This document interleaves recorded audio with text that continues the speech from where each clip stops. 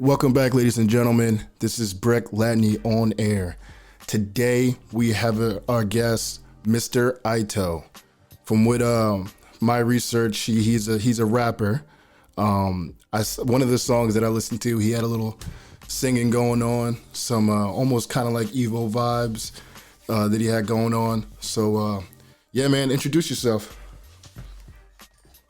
Yeah, like my man said, I'm Mr. Ito. I'm just a down-to-earth guy, all about the vibes, all about the love, the love. That's really it. Okay, tell us a little bit about your humble beginnings to where you're at right now. So for me, I'd say when it comes to music and just being a creator, I've been a creator for quite a long time. I got very serious about it when COVID hit because, like we all know, we had a lot of time on our hands. But I definitely had a lot of time on my hands, being out of my job and everything. So when I started this whole journey as Mr. Ito, and from there it just took off. Started experimenting with music, start experimenting with myself, seeing what works, seeing what doesn't work, and still to this day I still do that. So as pretty much my journey all the way up to now. Okay. So I see, your music niche that you got going on, and there's a heavy anime influence. So how did you decide to just combine these two ideas? Because myself, when I did, actually discover you on Instagram, I found that like a pretty good hybrid of the two. I don't really see a lot of people portray that well, but you did. So how did you find your lane in that niche? Well, for me, what I did was pretty much trial and error, but I decided to just, hey, if I was going to make a song, I wanted to see what it would sound like to a particular anime or AMV. How would it sound over some type of clip of an anime, just a random anime? And from there, I just started thinking, this could be merged in a way that's not too forced, but also that lets people know, that just lets you know, hey, I like anime, but I also like to make music, and I like to do it all together at the same time. Yeah, that's dope for real, man. So where are you from, by the way? I'm from Tennessee, Chattanooga, Tennessee. Okay. So how's the music climate down there? Is it pretty competitive? It's actually, the music scene down here, there is a lot of people making music, especially in the hip-hop genre, hip-hop and rap. There are a lot of people down here. I don't really get too mixed up and caught up with them because there's also a lot of drama that goes on with that. So I usually just stay in my lane and go outside of my city. But there are a few people in my city that I do mess with. Okay.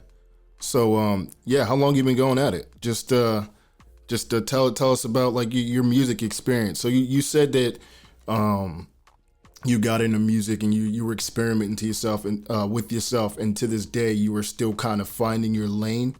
But how did you decide? You know what I mean? Like you were going to create music. Like did you sing in a church when you were younger? Were you always like a hip hop head, or like what got you inspired to create music? So it really began when I was 14 in high school. I had a rap group. It was 3 of us, and we started this in high school. We were somewhat known for it, but we weren't the greatest, weren't the best, because we didn't know anyone that could really mix or engineer. Yeah. We had someone that was working on doing it, but it was really subpar. But we decided to do that, and from there, I started actually experimenting with engineering sound and coming up with my own sound. And to this day, seeing the whole songs from, because I'm 24 now, so that was a whole decade ago. I still have these songs in my files, in my emails, and when I listen to them, they are bad. But at the same time, I had so much passion. I had so much passion with it. So really, that's how it really first started. And from there, I just, had a hiatus, and then I decided during COVID, hey, what if I pick up the mic again?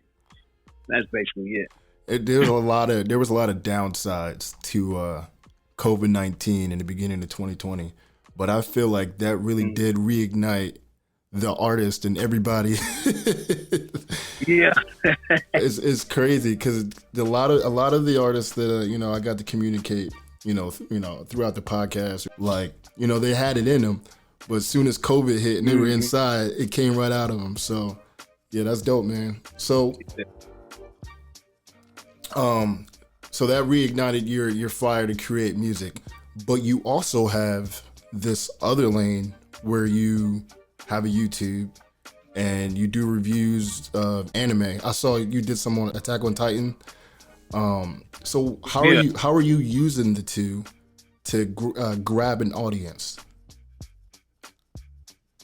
So now with YouTube, I'm still trying to figure that out. I'll be honest, because the audience that I've grabbed and gained on Instagram is the strategy is totally different, honestly, when you're trying to get the audience off YouTube. But integrating and taking some of my audience from Instagram and bringing them to YouTube isn't that difficult. However, it's just the whole setup of YouTube and being at it full time, because I'm usually at Instagram full time like that. I'm constantly on Instagram engaging and making sure that I'm connecting with as many people as I can and adding value to the community. So with the YouTube thing, I'm still, I'm kind of still struggling with that. I'm not stressing over it, but I'm still trying to merge the two and figure something out. Okay. Figure it out. Yeah. It's a good grind. And I mean, for where you're at, you seem like you got it together. You got a little website, like you got things going on, which is good, man. Kudos to you. But that being said, so you have Instagram, you have this platform where, you have to find followers that like your stuff. But then you have platforms like TikTok where you can create content and you can get reach outside of just those people who are following you. I have this Instagram, and you know what I mean? You can only reach a certain amount of people, but now I feel like I got to gravitate towards TikTok right now because it's trending. You know what I mean? So like right now I'm trying to find a way I could almost repackage what I'm doing and bring it to TikTok. I don't know if that's something that you have in store, but I figured I'd ask you this because it's important. Like these platforms are actively changing, and you just got to find how to reach more people. You know what I mean? Mm-hmm. So I don't know. And that's really... Go ahead. That's really a good question. It's something good to think about, because when it comes to TikTok, I'll be honest with you, I really don't like TikTok, but what I do like about TikTok is the editing program and the video editing program, being able to have a little green screen, being able to use all that, because you notice a lot of people are making their videos on TikTok and putting them on Instagram Reels. So with that, it's as if I would, just like you said, repurpose the content. Later on down the line, depending on what's trending, I want to also be able to do that from my Instagram and put it to TikTok. Because for now, for me, managing the both of those almost, it makes me want to blow my brain. I'll be honest with you. But I feel exactly what you said. Like, yeah. Okay. So how do you feel like, what do you feel like you can contribute to today's music climate? Being the lane that you're in as an indie artist, what's the end goal? What are you reaching for? Like, do you want, at the end of this, you want to be a big artist that signs to a label, or do you want to continue this indie journey? And like, what are your thoughts on that?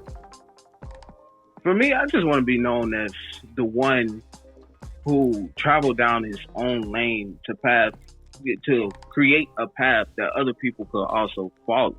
Just being known as the one that's not really following the trends of the crowd. Or honestly, I don't really care too much about a record label. If for some reason it benefits me later down the line, that's fine. But for me, it's just more so of people understanding that they can weave their own lane and their own path and mix whatever they want into their artistry. You know, that's what it's for. That's what it's there for. You know? Yep. So I like that, man, because at the end of that road, you end up being true to yourself. You know what I mean? Like if a lot of these artists, you know, when they're reaching just, you know, for big numbers, you know what I mean? They're just trying to make $1 million. Eventually, like, the passion kind of fades away. You know what I mean? But when you stay true to yourself, you can find longevity in that.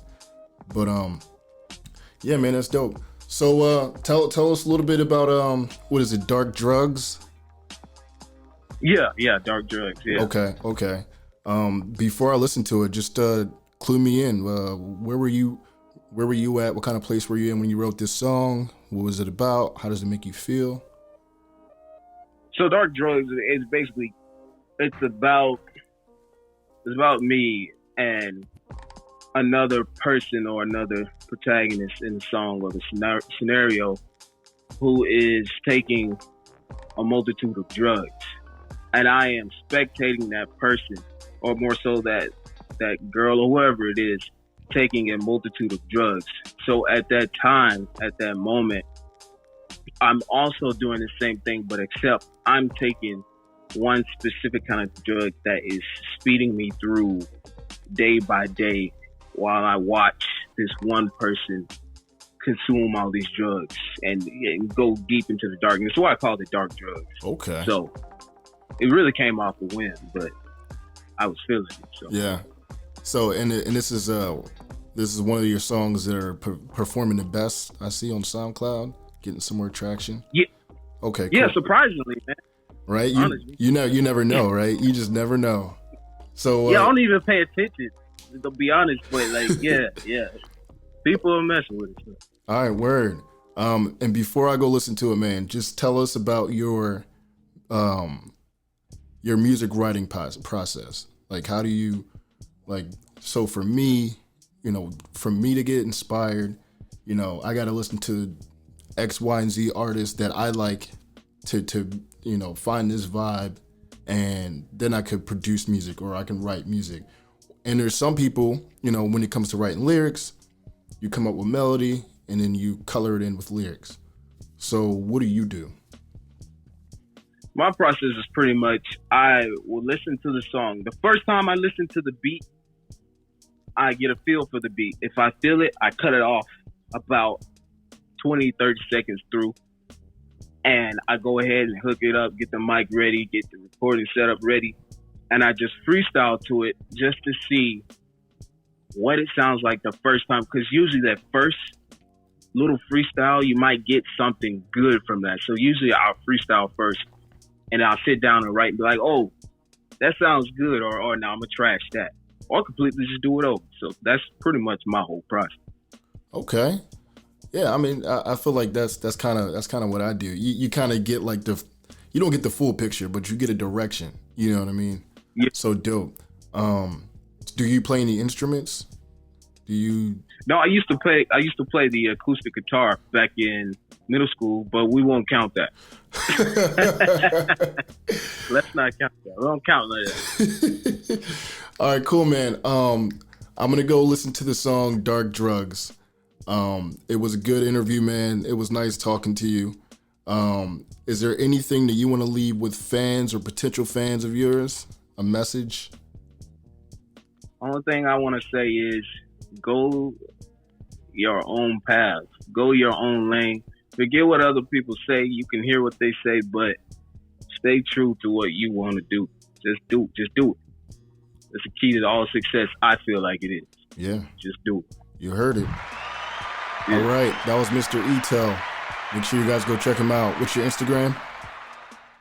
It is Mr. Ito __ Mr. __ Ito. Word. All right, bro. Have a good night, man. Thanks for coming on. All right, my brother. I appreciate the opportunity, man. Of course. Take it easy. All right. All right. This is Mr. Ito. Dark Drugs. Let's get it.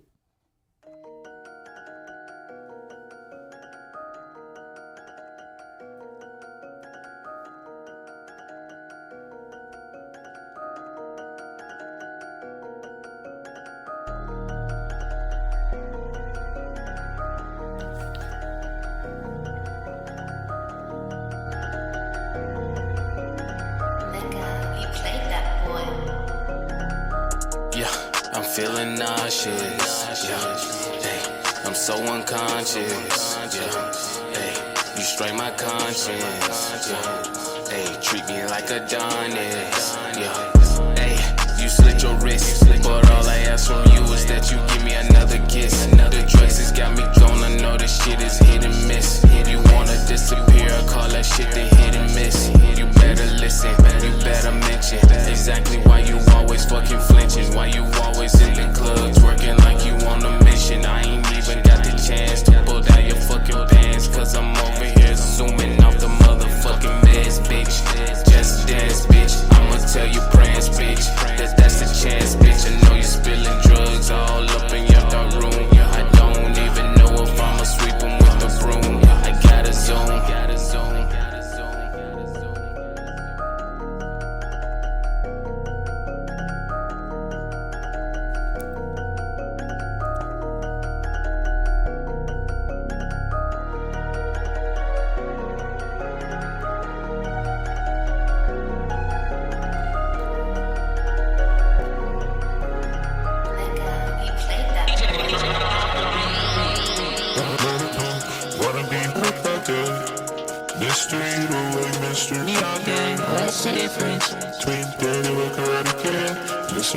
Hyperactive, knuckleheaded twin. I got way in it. Yes, what do you mean? When I twist you up in these seats, like the village in the leaves. Think it's tough till you can't breathe. Thought you're like don't sit the speed like an little leash. Step on the trap, or step on the streets. Step up on me and I see the feet. Step up on you, get a toe to your knees. Bring them as weapons, you're jealous. I rent them up, sell them, give shots, you kill them. Won't get them, I'm feeling. I bite on my tongue, but I'm getting a feeling. It's for a switch, I'm a big still it.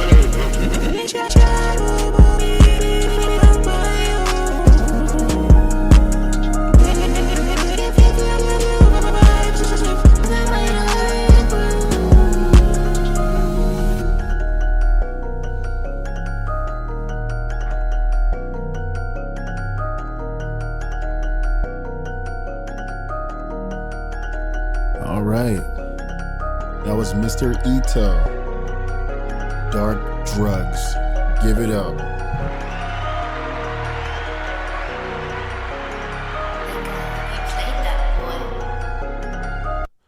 All right. Honestly, for what he's doing in his niche, I feel like he is top tier in what he's doing. Right off the bat, just he had the flow and the creativity. He was very, very experimental with his music. And I think that his fans or potential fans in his niche will love his music. He's a very interesting dude. When I first went on his Instagram, he had the cosplay and he had on the Itachi robe, and I immediately identified, because all those Naruto fans, think they're real, but here's a real one right here. Yeah, what he's doing, he's kind of his lane. I'm gonna try to explain it just from my point of view. It's almost like emo rap, but he can actually rap. So, yeah, man, kudos to you. The beat was produced by Mega Beats. It was a good beat. And it was like nice little loop. But what he did with his vocals made it more interesting. It kind of expanded it. And towards the end, he did like a little auto-tune thing rap and his flow was on point. Like a lot of artists that, I hear coming up in the game have the bars, but don't have the timing. And Mr. Ito had the timing and had the bars. And told a story at the same time. That's it, guys. Have a good night. Have a good night. Have a good night. Weapons are jealous, I rent them, someone can shock you, kill it, won't get them, I'm feeling, I bite on my tongue, but I've been a feeling, it's for